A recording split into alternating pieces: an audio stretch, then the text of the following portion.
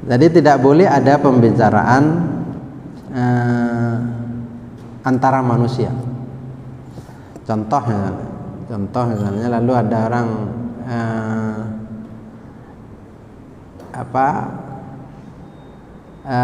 berbicara kepada orang yang sedang sholat, kamu ada di mana? Saya di sini. Nah itu namanya kan saling berbicara, ya. Pembicaraan. Nah itu tidak boleh. Apakah kamu sedang sholat? Iya. Nah, kan cuma sekedar iya itu kan cuma dua huruf, tetapi tetap batal. Nah, itu ada berarti ada pembicaraan yang di luar tasbih dan takbir dan qiraatil Quran.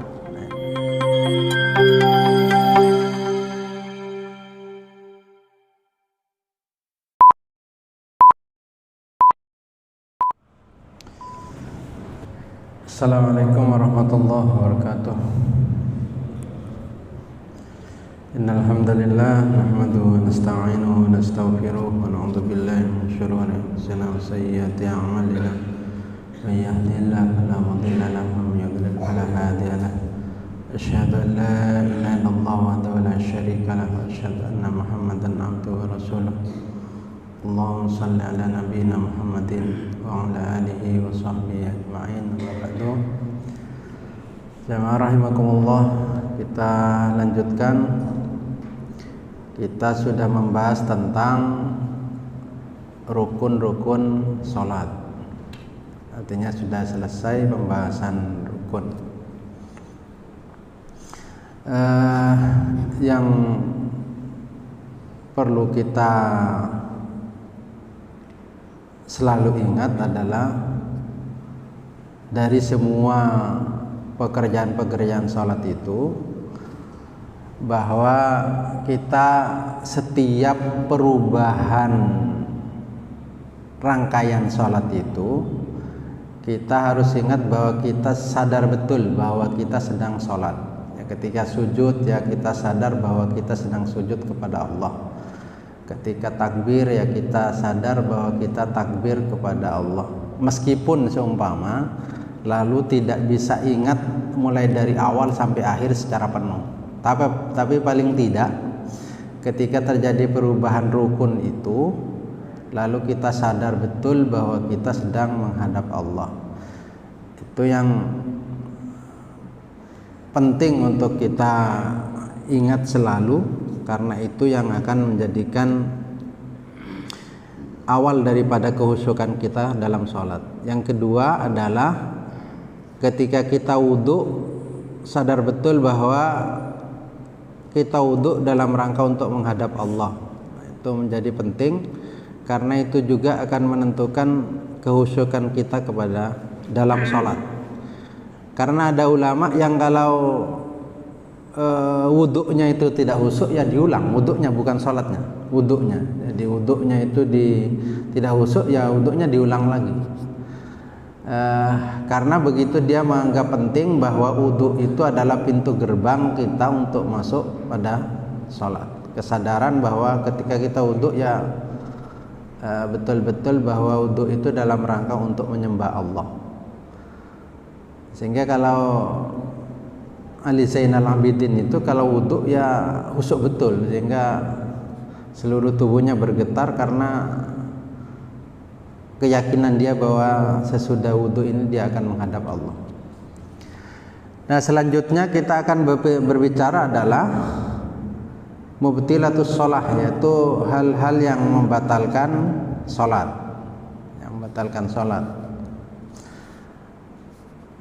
Ada banyak hal-hal yang membatalkan sholat itu.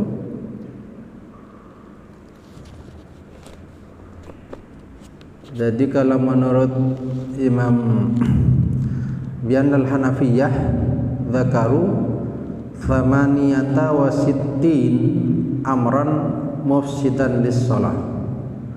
Jadi menurut mazhab Hanafi ada 68 perkara yang bisa membatalkan sholat. Wal Malikiyah hawali thalathin, yaitu sekitar 30 perkara yang bisa membatalkan salat.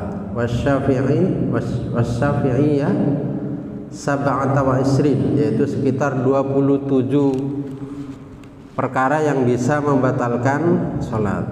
Wal Hanabilah yaitu sekitar sittata wa thalathin, yaitu 36 hal yang bisa membatalkan salat.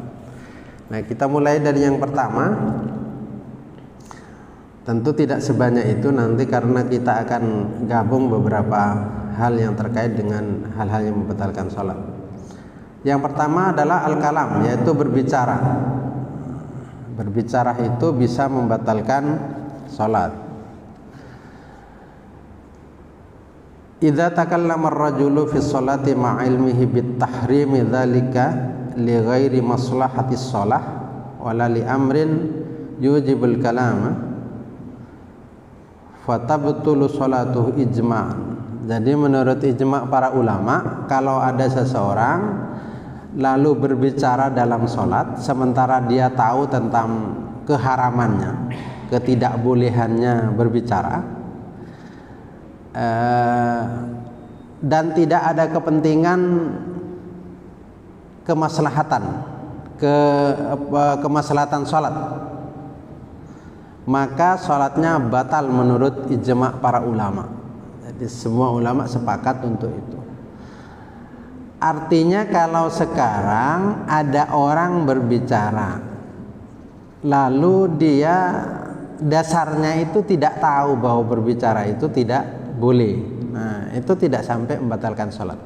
Asalkan tempat di mana dia diam dengan orang yang berilmu itu tidak jauh, jadi terjangkau. Itu ketidaktahuan itu ditolerir, jadi artinya masih dimaafkan. Tapi kalau lalu tidak tahu karena dia tidak belajar, ya batal tetap. Artinya memang karena dia memang tidak berusaha untuk belajar.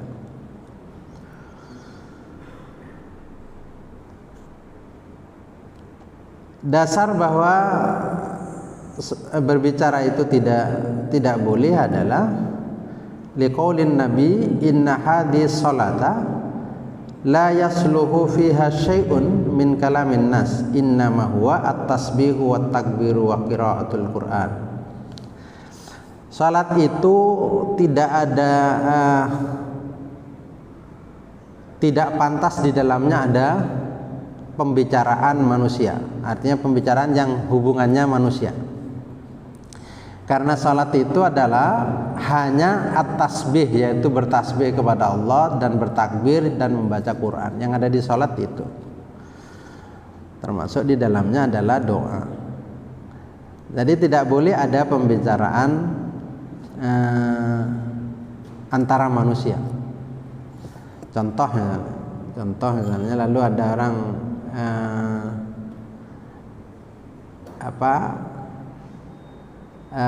berbicara kepada orang yang sedang sholat, kamu ada di mana?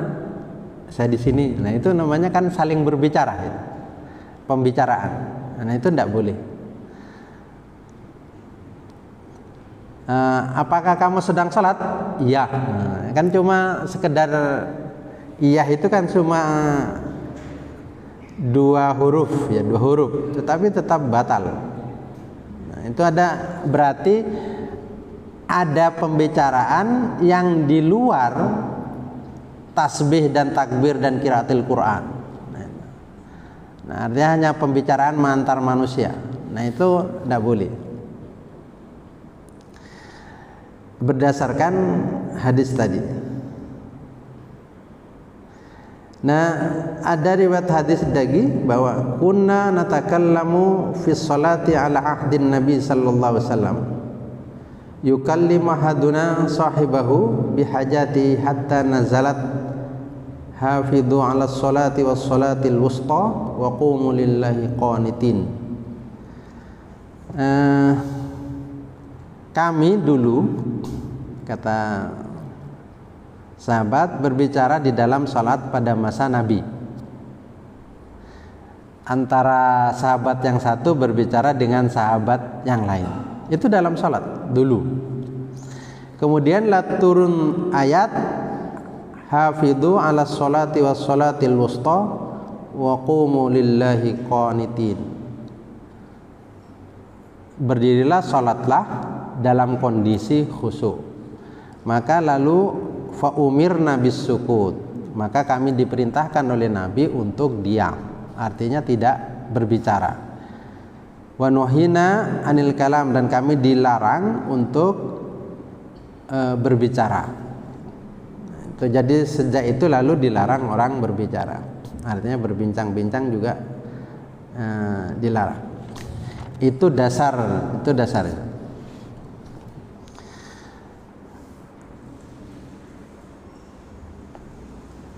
Nah, lalu kita fa in kana imaman aw ma'muman wa takallama li maslahati salati amidan. Jadi kalau sekarang ada seorang makmum ya atau imam yang berbicara karena untuk kemaslahatan salat. Artinya untuk kebaikan salat itu. Amidan, secara sengaja.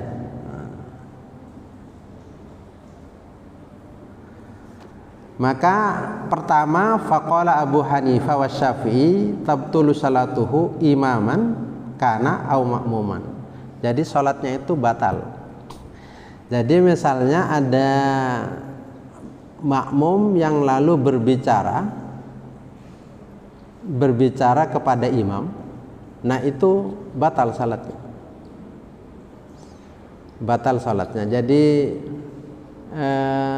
tidak boleh. Oleh karena itu kan ketika imam itu salah, maka cara mengingatkannya kan bukan mengingatkan lalu bilang rakaatnya kurang, tidak begitu. Jadi bacanya subhanallah. Jadi bertasbih. Kalau perempuan adalah memberikan kode dengan menepuk tangan. Nah, jadi tidak ada pembicaraan. Sekalipun imam misalnya keliru lalu diingatkan oleh makmum, tetap tidak boleh berbicara. Meskipun itu kepentingan untuk lima sholatis sholat, untuk kepentingan kebaikannya sholat. Maka menurut Abu Hanifah dan Imam Syafi'i tidak boleh mengomentari imam di dalam sholat. Misalnya rakaatnya kurang satu, tidak boleh. Jadi tetap yang boleh itu menurut Abu Hanifah dan Imam Syafi'i, yaitu dengan menyampaikan subhanallah. Nanti akan terjadi kerepotan kalau baca subhanallah itu tetap tidak ngerti imamnya itu.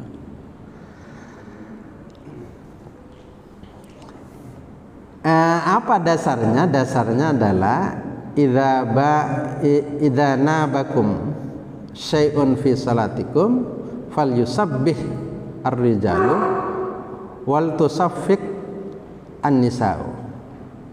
Jadi kalau terjadi sesuatu di dalam sholat, maka yang bagian laki-laki bertasbih, yang perempuan itu menepuk tangan.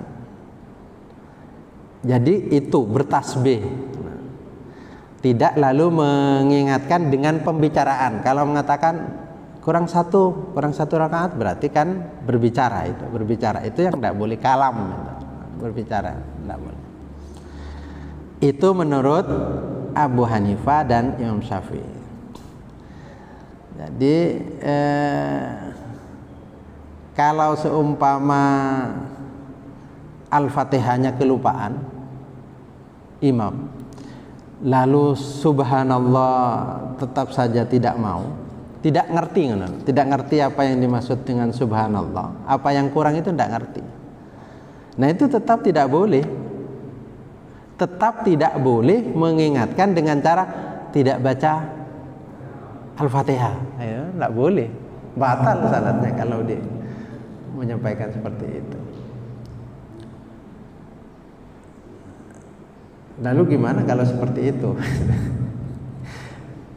Jadi tetap tidak boleh ada pembicaraan tentang ucapan yang menunjukkan itu pembicaraan dengan imam.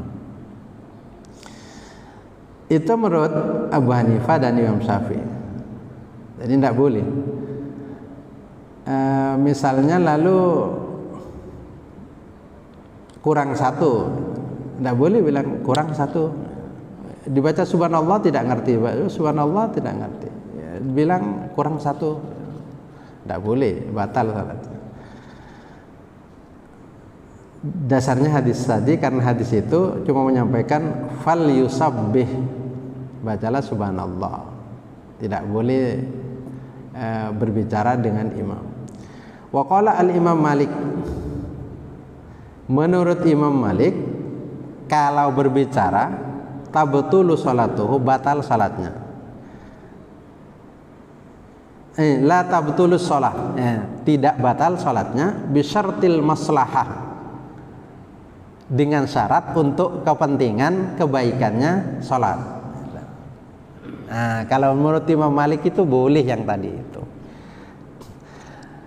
Contoh misalnya lalu imam itu kok tidak baca Al-Fatihah, langsung surat, dibaca subhanallah, tetap saja tidak ngerti, tetap saja seolah-olah tetap suratnya lagi diulangi atau bacaannya lagi diulangi, subhanallah terus begitu, terus tidak sadar imam apa yang salah itu, tidak sadar bahwa tidak baca Al-Fatihah itu, tidak sadar.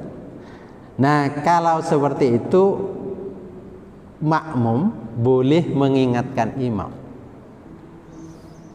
boleh mengingatkan imam sebatas kepentingan, sebatas kepentingan. Kalau lebih dari kepentingannya itu juga batal. Artinya begini, bisa saja mau mengatakan tidak baca Al-Fatihah, nah imam lalu membaca.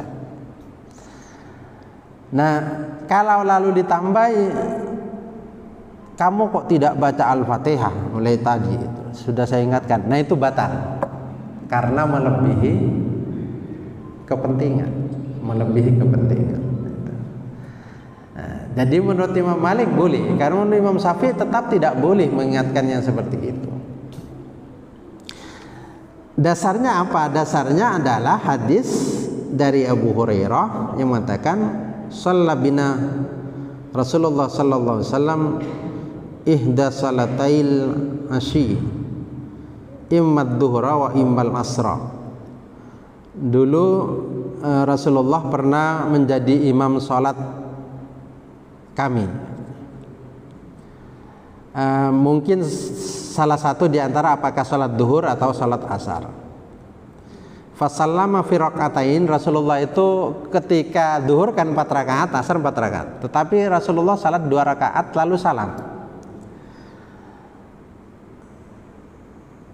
Lalu setelah itu thumma ata jid'an fi qiblatil masjid. Lalu Rasulullah itu menuju arah ke depannya,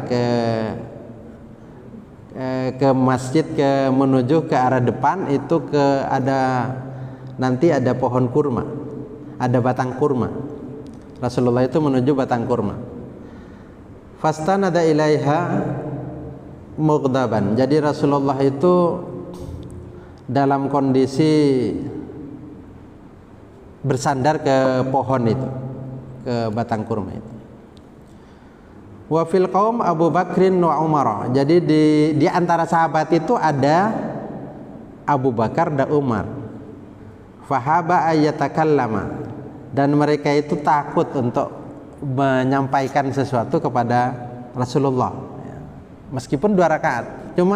Cuma di antara sahabat itu saling berbicara, kok 2 rakaat, kok 2 rakaat padahal seharusnya 4 rakaat itu. Nah, itu saling berbincang. Jadi apakah sholat di qasar apa enggak? Kok 2 rakaat katanya di antara sahabat itu. Faqama Dzul Yadain, maka berdiri Dzul Yadain itu, faqala, dan berkata kepada Rasulullah, ya Rasulullah, aku siratis sholatu am nasita. Ya Rasulullah, apa engkau sedang mengkasar salat atau engkau lupa? Kok salat duhur atau asar itu 2 rakaat? Fanadaran Nabi yaminan wa shimalan. Lalu Nabi itu memandang ke arah kanan dan kiri. Faqala ma yaqulu Dzul Yadain. Apakah yang disampaikan Dzul Yadain itu betul enggak? Lalu sahabat mengatakan, qalu sadaqa, betul ya Rasulullah. Lam tusalli illa rak'atain.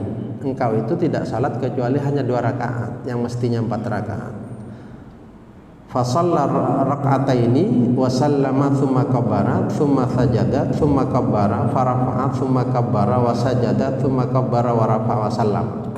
Jadi Rasulullah itu lalu salat lagi, nambahi, bukan salat lagi ya, nambahi 2 rakaat lagi. Jadi setelah itu nambahi dan setelah itu salam. Kemudian ada sujud ya, dan sujud sahwi. Nah, artinya bahwa ada dialog antara Rasulullah dengan Dzul Yadain dan para sahabat itu. Ya Rasulullah, sampean kurang 2 rakaat.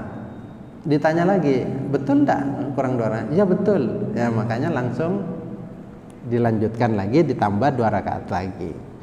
Nah, ini menunjukkan bahwa dari hadis ini menunjukkan bahwa kalau lalu mengingatkan imam dalam kepentingan limaslahatis sholat, untuk kepentingan kemaslahatan sholat, untuk perbaikan sholat atau kebaikannya sholat, maka itu boleh dilakukan. Jadi boleh berbicara seperti itu, boleh, tidak membatalkan, sebatas kebutuhan. Kalau melebihi kebutuhan itu tidak boleh, lebih kebutuhan tidak boleh. Ini menurut Imam Malik. Jadi kalau menurut Imam Syafi'i dengan Abu Hanifah tidak boleh tadi. Tidak boleh, tetap tidak boleh. Harus bertasbih tadi, tidak menyampaikan bahwa kurang Al-Fatihahnya. Jadi itu dasarnya Imam Malik mengatakan kalau mengingatkan imam yang tidak ngerti kalau dibacai subhanallah, maka boleh diingatkan dengan cara berbicara hanya sebatas kebutuhan saja, tidak boleh lebih.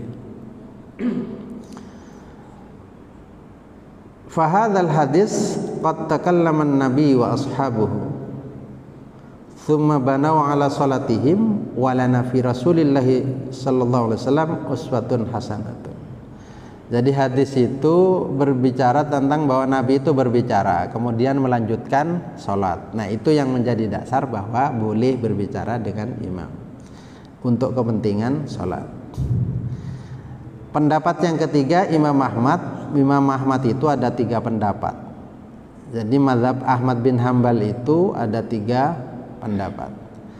Jadi mazhab yang sering punya banyak pendapat itu mazhabnya Imam Ahmad bin Hambal, Al-Hanabilah. Al-Hanabilah ini mazhab yang dipakai oleh Arab Saudi. Arab Saudi. Jadi Arab Saudi itu pakai mazhabnya Ahmad bin Hambal. Wanil Imam Ahmad salasu riwayatin. Ihdahunna al-butlanu fi haqqil imam wal ma'mum. Jadi kalau berbicara tadi, meskipun untuk kepentingan sholat, itu menurut salah satu pendapat Imam Ahmad yang pertama adalah tidak sah. Kayak tadi pendapatnya Imam Syafi'i dengan Abu Hanifah, tidak sah. Yang kedua adalah wasaniyah butlanu sholatil ma'mum wasihatu sholatil imam bisyartil maslahah. Yang kedua itu batal salatnya makmum, as-sah salatnya imam. Ya, artinya makmum batal salatnya, imamnya tidak. Padahal yang mengingatkan itu makmum. Selama kepentingannya untuk limaslahatil salat, untuk kebaikan salat. Yang ketiga ini kayak pendapatnya Imam Malik, sihhatu salatihima ma'a istiratil maslahati kama fi hadisi dzil yadain. Yang ketiga itu sah salatnya baik makmum ataupun imam dengan syarat bahwa untuk kemaslahatan salat. Untuk kebaikan salat tidak apa-apa. Jadi itu, jadi berbicara itu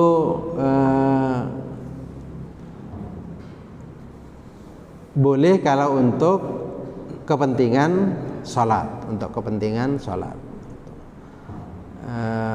Kalau tidak ada kepentingan salat maka tidak sah salatnya dan batal salatnya kalau berbicara. Nah,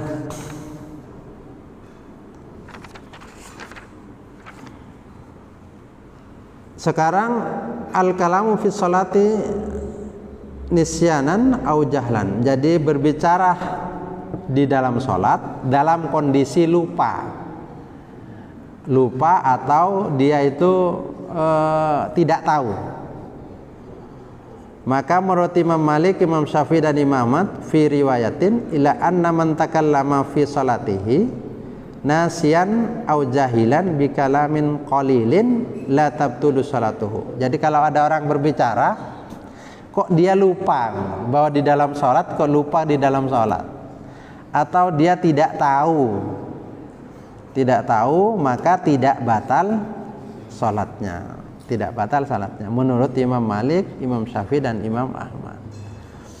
Jadi orang tidak tahu itu masih ditolilir, dan orang juga lupa itu ditolilir gitu.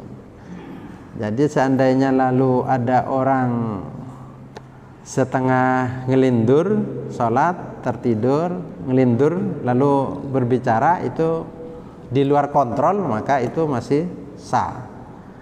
Hanya tidak perlu mengulang atau tidak tahu. Tetapi ketidaktahuannya itu kalau dia itu jauh dari ulama, artinya jauh dari orang yang alim yang bisa memberikan penjelasan. Tetapi kalau jauh dia hidup di mana banyak orang yang tahu tentang aturan-aturan sholat, maka tetap tidak sah. Ketidaktahuannya itu dianggap tidak sah. Jadi orang itu masih ditolerir bodoh itu kalau dia tidak tahu, itu kalau dia memang jauh dari ulama yang akan menjelaskan tentang aturan-aturan sholat. Jadi kalau sekarang ya sulit untuk menemukan itu. Kalau di Indonesia ya agak sulit itu, agak sulit menemukan orang yang di situ tidak ada orang yang mengerti tentang aturan sholat. Yang kedua adalah wa dhahaba al-Imam Abu Hanifah wa Ahmad fi riwayatin wa huwa qaulu ba'dil Maliki ila butlani salatihi li umumi ahadi fil man'i minal kalam. Jadi menurut Abu Hanifah dan salah satu riwayat dari Imam Ahmad dan juga sebagian pendapat dari Imam Malik, itu batal salatnya, tetap batal. Karena apa? Karena Imam Malik itu wala farqa bainal amid wan nasi. Jadi tidak membedakan antara orang lupa dengan orang sengaja. Itu. Jadi tetap dihukumi sama. Sehingga kalau dengan demikian maka batal. Menurut Abu Hanifah ya batal. Nah, artinya tidak boleh. Nah, cuma yang masyhur tetap orang lupa itu atau orang tidak tahu yang jauh daripada ulama itu tetap ditolerir. Namanya orang lupa,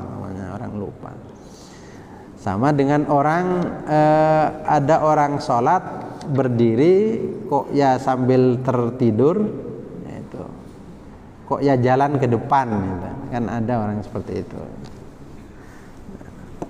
Nah itu jadi yang seperti itu ditolerir. Jadi kalau lupa itu masih dimaafkan. Nah, sekarang yang membatalkan itu pembicaraan itu yang seperti apa? Pembicaraan itu apakah mengucapkan satu huruf atau dua huruf itu batal enggak?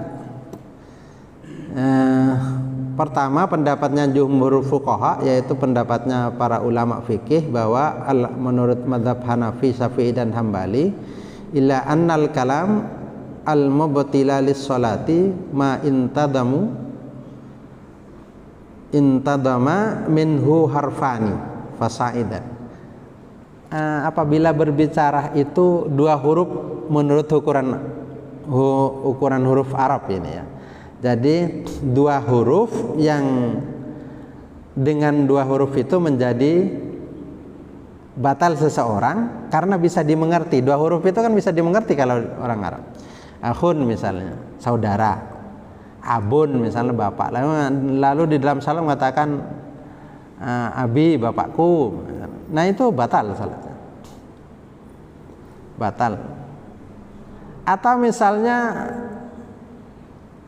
kalau bahasa Arab itu misalnya ki misalnya. Ki tapi menunjukkan bahwa itu artinya peliharalah, jagalah gitu. Jadi makna perintah. Atau kum, berdirilah, kan cuma dua huruf itu, tapi maknanya kum itu berdirilah. Nah itu tidak sah.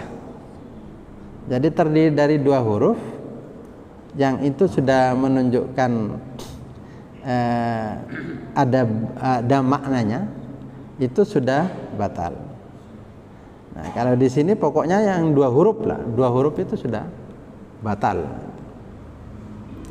Nah bahkan mazhab Syafi'i itu menambahkan kalau a itu panjang, a itu batal. Jadi karena dianggap dua huruf. Jadi ukurannya itu adalah termasuk misalnya kalau mazhab Maliki itu memberikan petunjuk terhadap orang yang buta misalnya. Itu kalau menurut mazhab Maliki tidak boleh. Tetap tidak boleh. Jadi sholat itu sama sekali tidak boleh berbicara yang terkait dengan tidak ada hubungannya dengan kemaslahatan salat. Tapi menurut mazhab Syafi'i, sekalipun ada kemaslahatan untuk kepentingan kemaslahatan salat, kalau itu di dalam salat tetap tidak boleh berbicara antara satu dengan yang lain. Barangkali itu ada yang ingin disampaikan? Ya.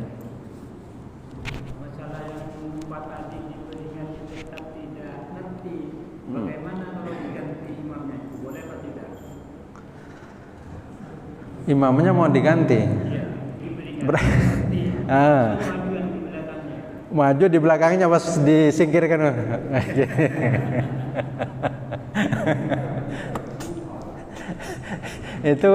itu malah bisa jadi salah tidak kalau imamnya mau. Kalau enggak tetap saja saling sengkor menyengkor itu kan. Jadi tetap enggak bisa. Oleh karena itu indah sebenarnya Islam itu memberi aturan ya, memberi aturan.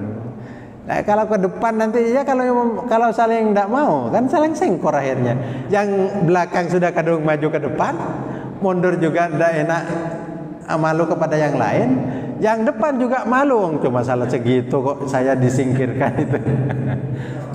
Itu namanya kudeta. Nah, kudeta imam itu tidak boleh. Itu. Lain imamnya itu kok misalnya mundur, silahkan diganti. Imam tidak boleh diganti kecuali mundur. Atau tiba-tiba imamnya meninggal dunia, boleh diganti itu. Imamnya meninggal dunia. Atau imamnya misalnya terlalu khusyuk betul sehingga wusul dia di dalam sujud kok yang tidak bangun-bangun.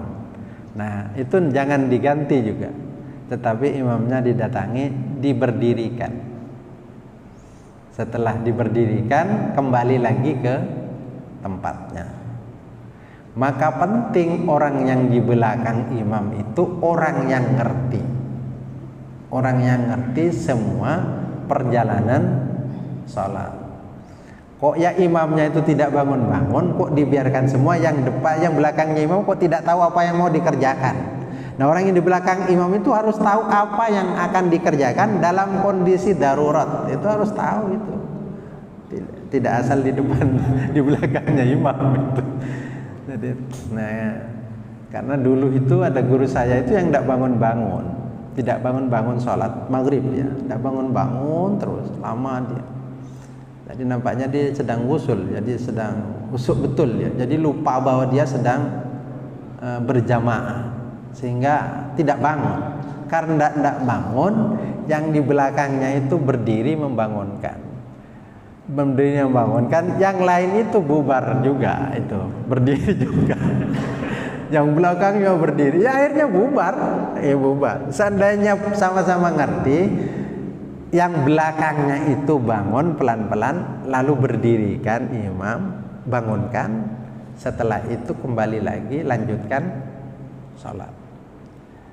Karena sama-sama tidak ngerti, yang ini berdiri saja langsung bangunkan, yang jamaah yang lain itu akhirnya berdiri semua, ya sudah bubar semua.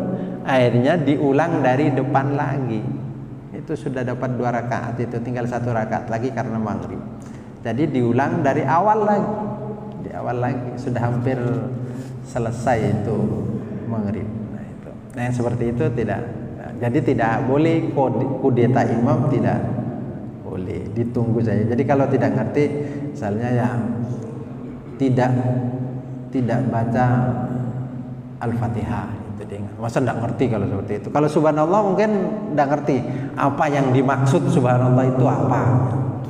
Nah, jadi ingatkan saja tidak baca Al-Fatihah itu. Asalkan jangan ditambahi sampean itu kok tidak baca Al-Fatihah, itu kan tidak boleh itu tidak sah, nanti kita ke masalahnya itu batal.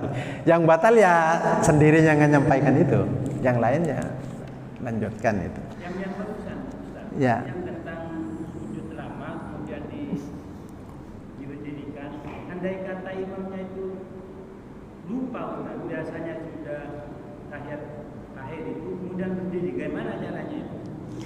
Dia ingat subhanallah kan? Subhanallah. Kan lama sebelum. Ya. Kemudian didatangi dengan makmum, didirikan. Imamnya itu lupa berdiri atau sudah terakhir, bagaimana? Apakah itu mestinya sujud terakhir? Kok imam berdiri? Ya subhanallah. Duduk dia kan. Kalau imam itu berdiri kok ya ada yang mengatakan subhanallah, berarti minta duduk makmumnya. Duduk sudah itu. Mestinya duduk itu. Imamnya kan pintar tentunya duduk. Berarti kalau berdiri kok ya subhanallah. Ya kalau yang tidak ngerti-ngerti ya diingatkan saja. Tasyahud akhir gitu. Asalkan sekali lagi jangan dibuat mainan untuk lima sholatil salat.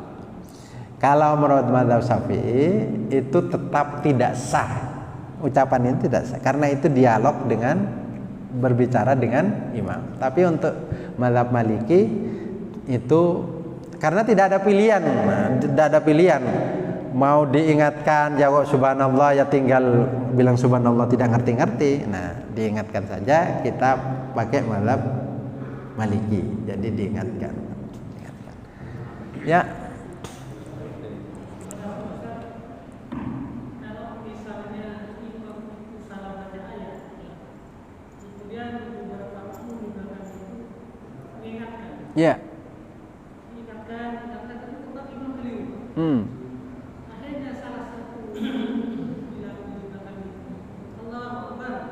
Artinya seluruh salatnya dilanjutkan, bukan lagi mengingatkan bacaannya.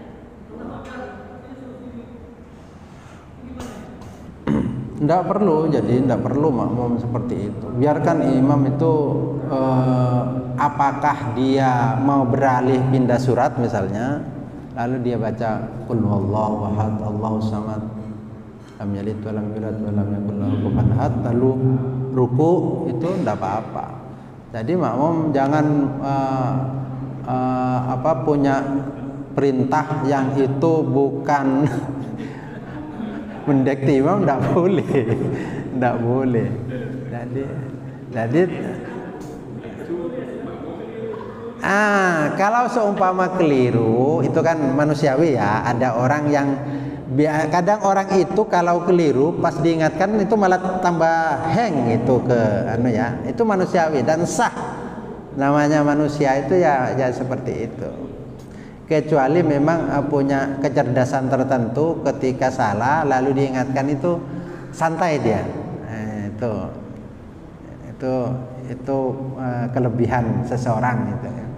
Nah itu masih enak. Nanti kalau misalnya kok salah diingatkan tidak bisa, salah tidak nyambung, salah imamnya mencoba untuk meneruskan tapi tidak nyambung.